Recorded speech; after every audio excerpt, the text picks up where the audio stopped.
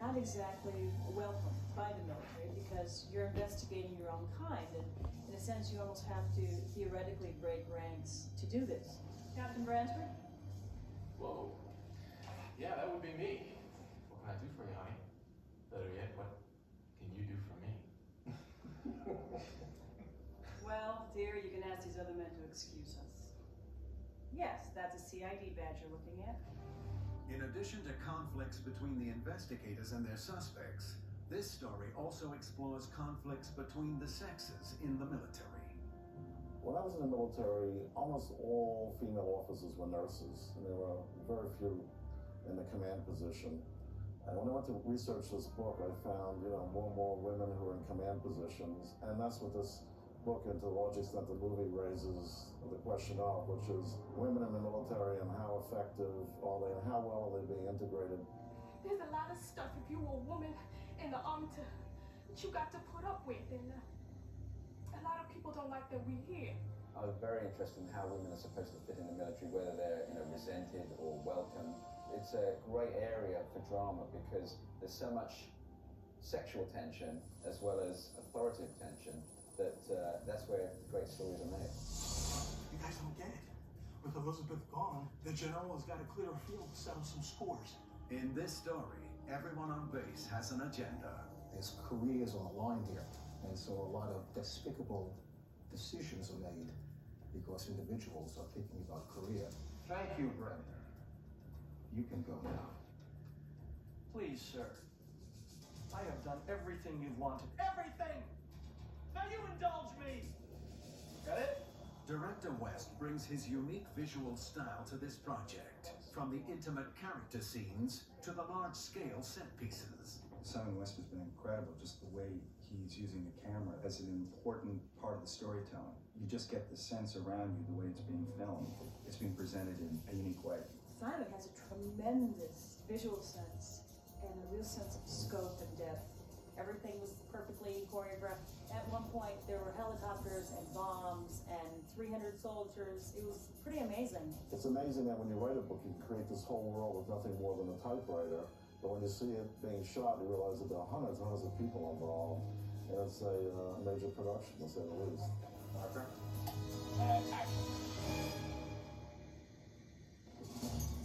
At one point, Travolta himself becomes the target of an attack. John's character has gotten to the top of the houseboat, and the bad guy is underneath, firing bullets into the roof, tracking John across the roof and into the water.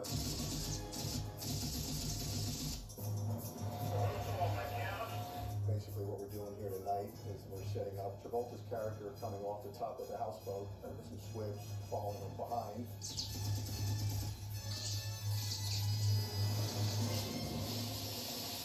There's the intangibles of just having to work around, different obstacles that are here. And actually, I've been hearing a lot from people around here in Savannah that there's water moccasins. I've heard there's alligators. I mean, everything and anything, Jury's still on the dock, everybody?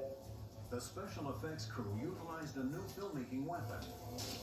Special compressed air guns capable of shooting multiple rounds at high speed. Glass marbles are used as bullets. Here we go. That's it. Hey. And 3, 2, 1.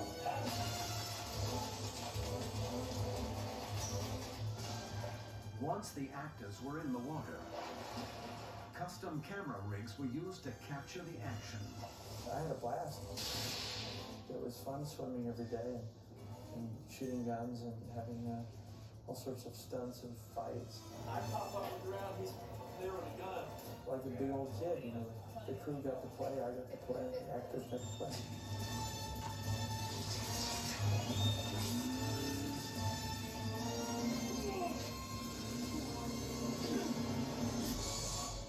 The investigation uncovers multiple clues leading in different directions. Who are these guys? I need a name. No. John's character is relentless. I mean, he just keeps coming and keeps coming and keeps coming. And he peels away all the layers of the onion to get to the heart of the matter. They, of course, keep asking questions, and more doors get open, and more things are found out. That's what the movie really becomes, is this web, this tangled nest of very, very dark secrets that have occurred on the space. Were you aware of Elizabeth Campbell's extracurricular activities? How do you mean? You know what I mean. Elizabeth Campbell is a woman who's complicated beyond imagination. What have we got here? She has a very, very wild side, which is very shocking considering that on the outside, everything's perfect, everything's very neat, and then when you go in her basement and find this dungeon, it's very interesting. This is it. Good Lord. It's a room that is pretty much a sexual dungeon. $10 says that these are not the Lost Time Movies episodes. The investigation turns into a cat and mouse chase in which new secrets are revealed. Liz was more or less my protege. At least I'd like to think she was. We were very close. James Woods, he's obviously the cleverest guy on the base, the smartest, most intelligent guy, apart from John's character, who does it in a different way. He's just as smart, but he does it through the back door. He kind of pretends to be the dumb warrant officer, but actually he's just as clever as James Woods' character. And so when these two get together, the sparks fly. And so those scenes were great to watch because they're also two great actors going head to head. Wouldn't it behoove me to retain the services of an attorney? I know a good one. You're not a civilian, Colonel. You're in the Army. You have no rights to an attorney. You have no right to remain silent. And if you don't cooperate, I may have to put you in jail, and that would make me feel bad. Certainly the James Wood scene was one of my favorite to do because of the quality of the writing. It's a terrific opportunity for two actors, and John is a just fabulous actor to work with in terms of playing all those levels that take place in the interrogations. And my evasiveness, of course, is something that's a wonderful thing for me to play. You see what you're doing here? Looking for answers? You're trying to make me like you. And you know what? It's working, I do. But now do you see what I'm trying to do? I'm trying to make you like me too. There are as many alibis as suspects. How about you? Home in bed when the tower call. Can your wife verify that? I love this kind of movie. I mean, it's just a great murder mystery, and just when you think one thing might have happened or one person might have been responsible for the killing, suddenly that path leads to another path, and it's somebody else. And this script is so beautifully written, and the way Simon West is directing it, it's going to be great. You can watch it on many levels and just sit back and have fun and enjoy everybody trying to get one up on each other. But also if you start to get into it and think about it, it's actually a very detailed and classic drama. Why were you so stupid as to leave your fingerprints everywhere? No matter what you think you know about the character, it'll be the opposite. There is a series of suspects, and we're going to find out, what happened.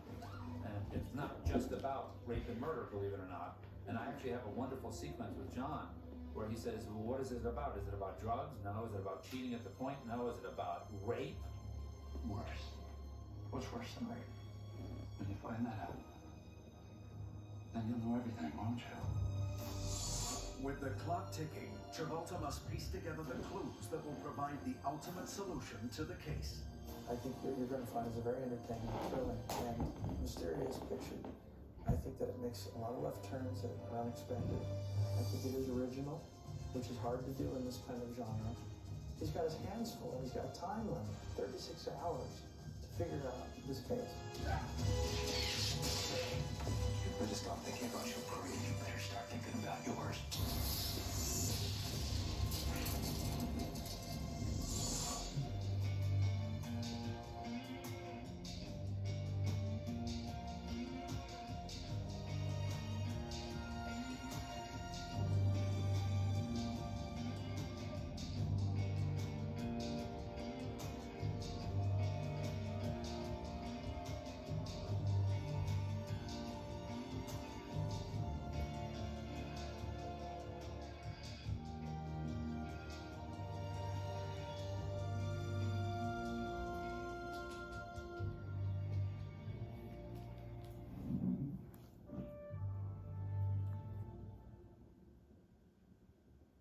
This is Simon West, the director of The General's Daughter.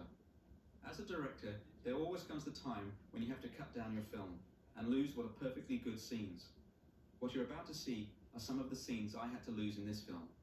They nearly all deal with the romantic tension between John and Madeline's characters.